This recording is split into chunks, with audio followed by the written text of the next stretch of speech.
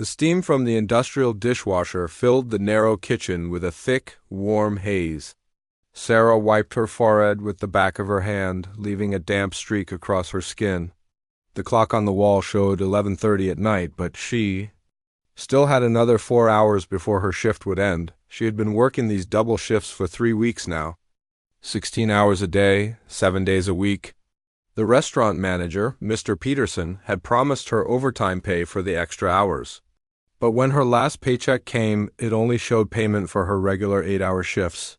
When she asked about the missing money, Peterson just shrugged and said there must have been some mistake in the system. Sarah couldn't afford to make a fuss. She needed this job desperately. Her mother's medical bills were piling up, and the rent on their small apartment was due in 5 days. So she kept washing dishes, kept working through the exhaustion, and kept hoping that somehow things would get better. What Sarah didn't know was that someone had been watching her. Someone who had been quietly observing the restaurant for the past month, taking note of how employees were treated and how the business was really run. Marcus Thompson stood in the doorway of the kitchen, wearing a simple black polo shirt and dark jeans. To everyone else in the restaurant, he was just another new hire in the kitchen prep crew. He had started 3 weeks ago, chopping vegetables and cleaning counters, keeping his head down and his ears open. But Marcus wasn't really a kitchen worker. He was the CEO of Thompson Restaurant Group, the company that owned this location and 47 others across the state. He had built his business from a single food truck into a multi-million-dollar operation, but lately he had been hearing troubling reports about some of his managers. Reports of wage theft, unsafe working conditions, and employees being taken advantage of. So Marcus had decided to see for himself.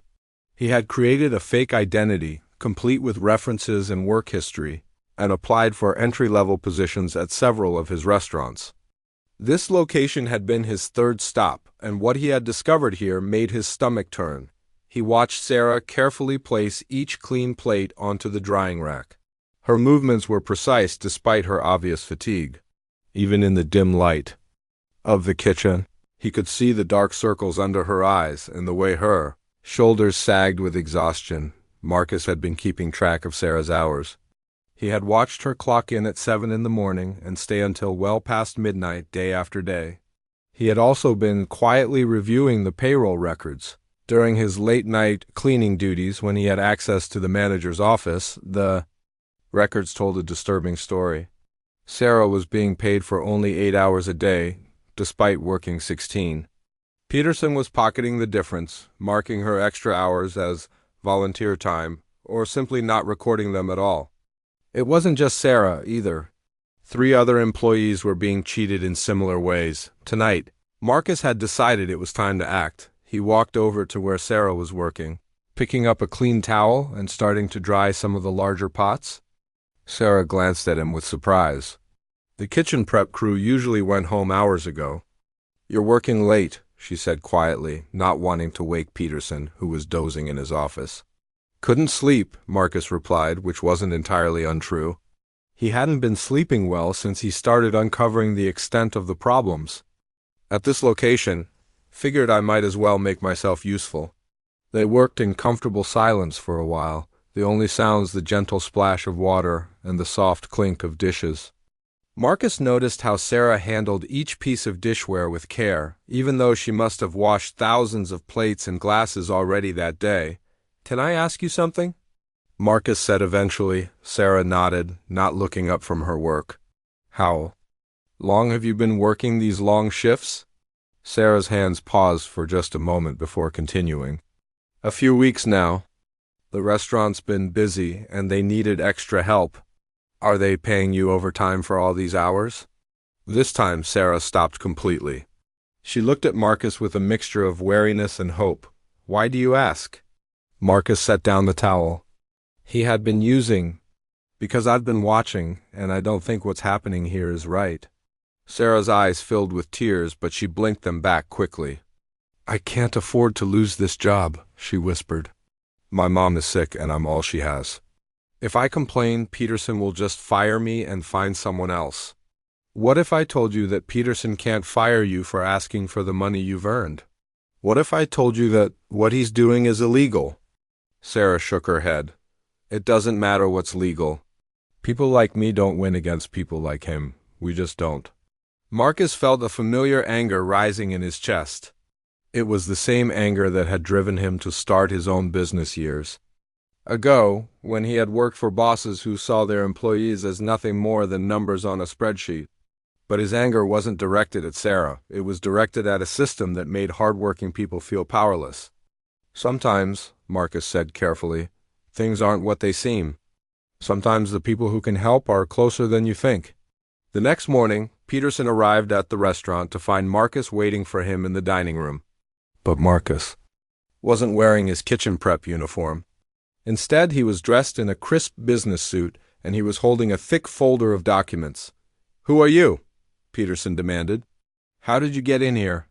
"I'm Marcus Thompson," Marcus said calmly. "I own this restaurant and 47 others." Peterson's face went pale. "I don't understand. You work in the kitchen." "I've been working in the kitchen for 3 weeks," Marcus confirmed. "Learning about how you run my restaurant? Learning about how you treat my employees?" Marcus opened the folder and spread several documents across the nearest table. Timesheets, payroll records, and photographs of the schedule board that showed employees working far more hours than they were being paid for. "This ends today," Marcus said. "You've been stealing from people who trusted you to treat them fairly. People who work harder than you ever have." Peterson started to stammer excuses, but Marcus held up his hand. "Sarah Martinez has worked too. 140 unpaid hours in the past 3 weeks alone. That's $6,000 you've stolen from her. And she's not the only one." Marcus pulled out his phone and made a call. "Hi, Linda. Yes, it's me. I need you to process immediate back pay for 4 employees at the downtown location. Sarah Martinez, David Kim, Rosa Santos, and Michael Chen. Full overtime rates for all unreported hours over the past 6 months. Yes, I know it's a lot of money. Just do it." When the restaurant opened that afternoon, Sarah arrived for what she thought would be another exhausting double shift. Instead, she found Marcus waiting for her at the employee entrance. He was back, in his simple work clothes, but now she could see something different in his posture, something that spoke of authority and confidence. "Sarah," he said gently, "we need to talk." He led her to a quiet corner booth in the empty dining room and explained everything. Who he really was, why he had been working in the kitchen, and what he had discovered about Peterson's illegal practices. Sarah listened in stunned silence as Marcus told her that Peterson had been fired that morning, and that she would be receiving a check for all the money she was owed, plus additional compensation for the stress and hardship she had endured. "I don't understand," Sarah said finally. "Why would you do this? Why would someone like you care about someone like me?" Marcus leaned back in his chair, thinking about his answer. "Because 15 years ago, I was washing dishes in a restaurant, just like this one. I was working 3 jobs and barely making ends meet, trying to save enough money to start my own business, and I had a boss who treated me the way Peterson treated you." He paused, looking out the window at the busy street beyond. "The difference was I got lucky. I met someone who believed in me and helped me get started." But luck shouldn't be the only thing that separates people who succeed from people who struggle. Hard work should count for something. Treating people with respect should count for something. Sarah wiped away a tear that had escaped despite her efforts to stay composed. "What happens now?" "Now, you have choices," Marcus said. "You can keep working here with fair pay and reasonable hours under new management. Or, if you're interested, I have an opening for an assistant manager at one of my other locations. It comes with health insurance and a salary that would let you take better care of your mother." Sarah stared at him, hardly daring to believe what she was hearing. "The choice is yours," Marcus continued. "But either way, you'll never have to work 16-hour days for 8 hours of pay again. Not in any restaurant I own." 3 months later, Sarah stood in the kitchen of Marcus's flagship restaurant, wearing a crisp white shirt with assistant manager embroidered on the pocket. She was training a new employee, showing them the proper way to organize the prep station and explaining the importance of treating every task, no matter how small, with care and attention. The new employee was young, maybe 19, with the same look of desperate determination that Sarah remembered seeing in her own reflection not so long ago. "The most important thing," Sarah told him, "is that everyone here is part of a team. We look out for each other. And if anyone ever tries to take advantage of you, you come find me right away." You